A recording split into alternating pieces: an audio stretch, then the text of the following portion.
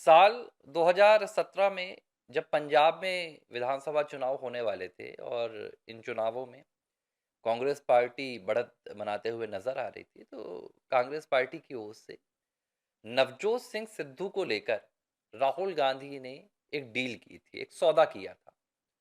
और ये सौदा हुआ था कि चुनाव के बाद नवजोत सिंह सिद्धू को न सिर्फ पंजाब का डिप्टी सीएम यानी कि उप मुख्यमंत्री बनाया जाएगा, बल्कि इसके अलावा नवजोत सिंह सिद्धू को 7 अहम विभाग भी दिए जाएंगे। मतलब विभागों का जो बंटवारा होगा उसमें 7 विभाग नवजोत सिंह सिद्धू के खाते में जाएंगे।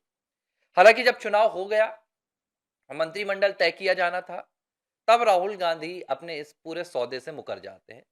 राहुल गांधी ने अपनी ये डील तोड़ दी और राहुल गांधी ने नवजोत सिंह सिद्धू को सिर्फ वो जो टूरिज्म डिपार्टमेंट होता है वो पकड़ा दिया।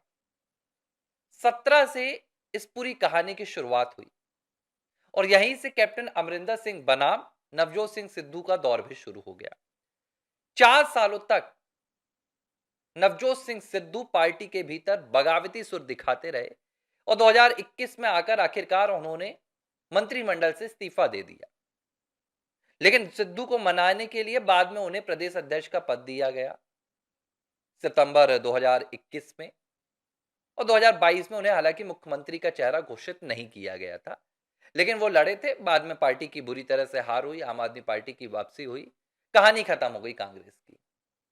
इसके बाद अब 4 साल बीत चुके हैं 2022 चुनाव के, 2026 चल रहा है और उन्हीं नवजोत सिंह सिद्धू की पत्नी नवजोत कौर कांग्रेस पार्टी की एक सी एक सीक्रेट मीटिंग्स, एक सी एक सीक्रेट डील्स की पूरी कहानी बता रही है।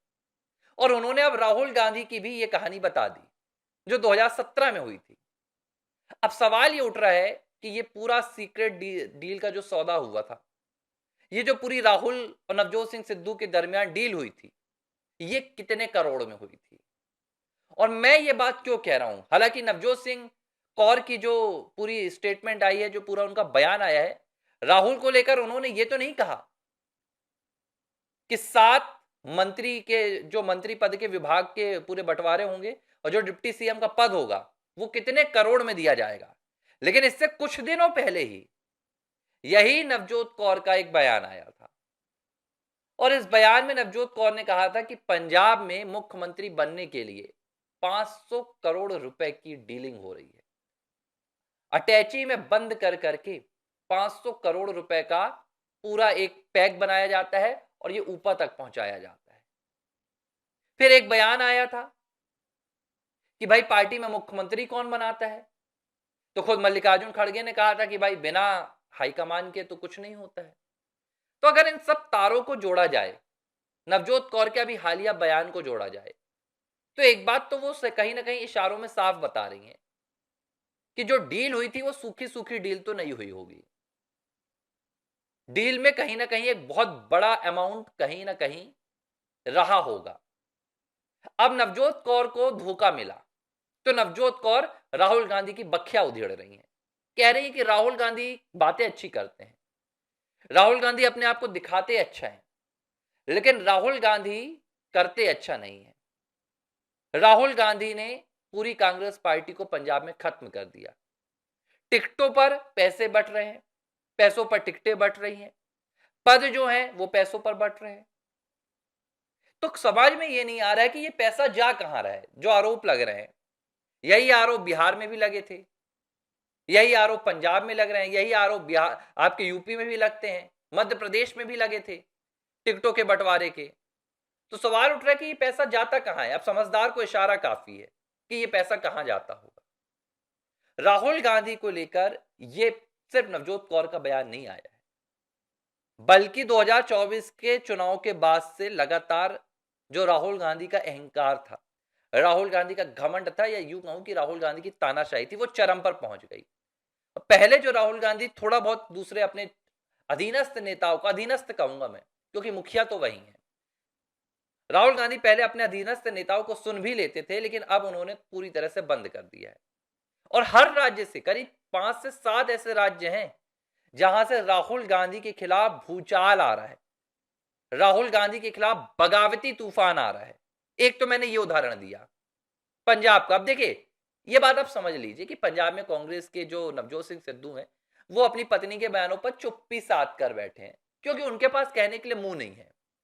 हाँ, मैं सीधी बात कहूंगा, भाजपा वाले अगर नवजोत कौर या उनके पति देव नवजोत सिंह सिद्धू को पार्टी में रखते हैं तो फिर तो मैं भाजपा को प्रणाम करूंगा। जो व्यक्ति पद के लिए बार बार पलट जाता है, उस पर भरोसा अब नहीं किया जा सकता। आज कह रही हैं ये नवजोत कौर की प्रधानमंत्री नरेंद्र मोदी विजनरी हैं भाई, उनके जैसा कोई धार्मिक नहीं है। और कल जब इनके पति और ये खुद कांग्रेस पार्टी में रहकर प्रधानमंत्री नरेंद्र मोदी के खिलाफ बोलती थी, हिंदुत्व के खिलाफ बोलती थी, अरे हम नहीं भूल पाएंगे नवजोत कौर, हम नहीं भूल पाएंगे कि आप ही के पति थे वो नवजोत सिंह सिद्धू, जो पाकिस्तान के जनरल से जाकर गले लगने वाले थे। आज अब अपने आप को पाक सफा दिखा रही हैं। क्यों? क्योंकि आपको पार्टी में कोई पद नहीं मिला, आपके सपने पूरे नहीं हुए, तो आज आपको प्रधानमंत्री नरेंद्र मोदी धार्मिक नजर आ रहे हैं, ताकि मोदी अपनी पार्टी का दरवाजा खोल दें और आप आकर सत्ता का सुख भाजपा के सहारे भोगे। और ये तो सिर्फ पंजाब की बात है, राहुल के खिलाफ बंगाल में भी यही चल रहा है। अधीर रंजन चौधरी जो पश्चिम बंगाल में कांग्रेस पार्टी के फिलहाल सबसे बड़े चेहरे हैं, अधीर रंजन चौधरी ही कांग्रेस के साथ फिलहाल संघर्ष में है। और संघर्ष उनका कैसा है? उनका संघर्ष ऐसा है कि पश्चिम बंगाल में जो ममता बनर्जी हैं, ममता बनर्जी केंद्र में यानी कि दिल्ली में राहुल गांधी को अभी अपना समर्थन देकर रखी हुई है।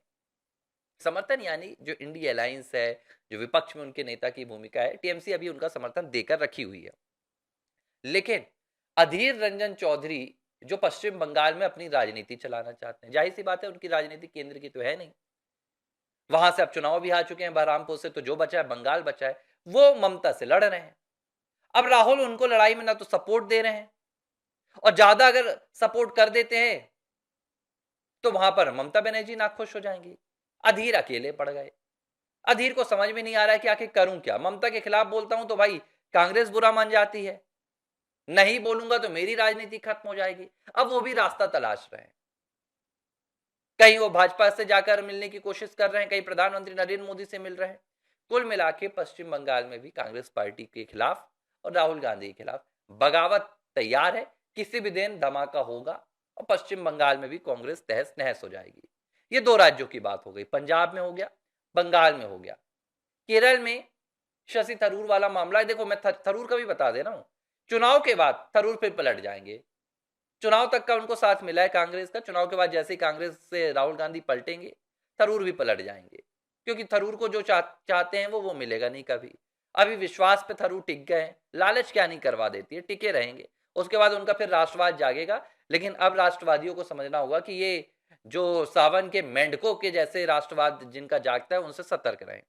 डीके शिव कुमार मौके की तलाश में, जिस दिन उनको मौका मिला वो पलटवार करेंगे, खामोश नहीं बैठने वाले हैं। दक्षिण में डीएमके अब कहीं ना कहीं कांग्रेस के खिलाफ जाने लगी है। अभी मणिशंकर अय्यर जैसे नेता खुलकर कह रहे मैं राहुलिया नहीं हूं। और जो मणिशंकर अय्यर की बात है, ये कांग्रेस के लगभग दर्जनों नेता कह चुके हैं, दर्जनों नेता, कि राहुल हम पर अपनी विचारधारा थोपने और ठोकने का काम कर रहे हैं। और जब हम अस्वीकार कर देते हैं तो राहुल हमारी जो पूरी वो होती है 35 से 30 साल की विरासत, उस विरासत को लताड़ लगा देते हैं। मणिशंकर अय्यर भी यही कह रहे हैं। आप राजस्थान में चले जाइए, वहां भी मामला अटका हुआ है, अभी भी स्पष्ट नहीं हो पाया कि भाई वहां का नेता कौन है, सचिन पायलट है, अशोक गहलोत है। आज भी पायलट अपनी तलाश कर रहे हैं, अब तो वहां पर कुछ सत्ता रही नहीं, तो वहां पर अभी हलचल तेज नहीं है। दिग्विजय सिंह वो खुलकर बोल चुके हैं कि भाई राहुल जी सीख लो, प्रधानमंत्री नरेंद्र मोदी से सीख लो, आरएसएस से सीख लो। ये बगावतें ही हैं। ये अब हर बात पर ऐसी बगावत नहीं आती कि इस्तीफों की झड़ी लगे। पार्टी में रहकर भी जो बगावत है वो भी बगावत है, और ये नजर आ रहा है राहुल के लिए, हर राज्य से बगावत। अब हिमाचल में क्या हो रहा है? हिमाचल में भी अभी यही हो रहा है। सुखविंदर सिंह सुक्खू जब से मुख्यमंत्री बने हैं, प्रतिभा पूरी तरह से बगावती तेवर में है। हिमाचल की सरकार ठीक से नहीं चल पा रही, हालात ऐसे हैं, और सोनिया वहां पर मामला संभालती हैं। हिमाचल की जिम्मेदारी सोनिया लेकर रखती हैं। सोनिया के कहने पर प्रतिभा सिंह जैसी नेता शांत हैं, और वो इंतजार करें कि कभी तो उनकी सुनी जाएगी। लेकिन उनकी नहीं सुनी गई, तो फिर क्या होगा? फिर बगावती तूफान उठेगा। गुजरात में जहां पर जाकर राहुल गांधी सीधे तमाम कांग्रेसी नेताओं को आरएसएस का बता चुके हैं, भाजपा में शामिल होने का आरोप लगा चुके हैं।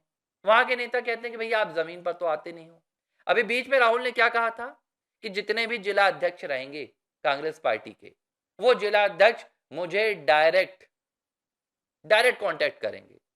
यहां पर नवजोत कौर कह रही हैं कि भैया 8 महीने से मैं प्रयास कर रही थी मिलने का, मुझे मिलने का समय नहीं मिल पा रहा है। ये हाल है इनके। असम से भूपेन बोरा इस्तीफा दे ही चुके हैं, कहानी लगभग खत्म हो चुकी है। मान मुनव्वल का पूरा दौर खत्म हो चुका है। कुछ नहीं होना, राहुल गिड़गिड़ा चुके हैं, आ जाओ आ जाओ। भूपेन बोरा मानने नहीं वाले हैं। तो चारों तरफ से राहुल गांधी अब एक ऐसी स्थिति का सामना कर रहे हैं जहां पर राहुल गांधी को लेकर कांग्रेस के भीतर अब तक का सबसे बड़ा भूचाल आने वाला है। और ये वरिष्ठ नेताओं का है। इसमें बहुत से ऐसे नेता हैं जो राहुल के खिलाफ खुलकर नहीं बोलते, लेकिन कांग्रेस के मुद्दों में अपनी अलग विचारधारा रखी देते। मनीष तिवारी जैसे मैं नेताओं की बात कर रहा हूं, खुलकर नहीं आते हैं, लेकिन समय समय पर ये बताते रहते हैं कि हम राहुल के साथ तो नहीं है। तो ये बात समझ में आ रही कि जिस पार्टी के नेता उसके साथ नहीं है, जिस पार्टी में विपक्ष के दल उसके साथ नहीं है, विपक्ष के नेता के साथ, उस नेता के साथ देश की जनता नहीं है। भाई राजनीति में आप कर क्या रहे हैं? और ये दिन दूर नहीं है जब आप देखेंगे कि प्रियंका भी राहुल का साथ छोड़ देंगी। इस पर मैं अलग से आपको एक कंटेंट बताऊंगा कि अंदर ही अंदर क्या चल रहा है। बहरहाल ये बगावत की कहानी थी जो फिलहाल राहुल गांधी इन तमाम राज्यों से झेल रहे हैं। एबीसी हिंदी न्यूज, आज ही जुड़िए हर खबर के साथ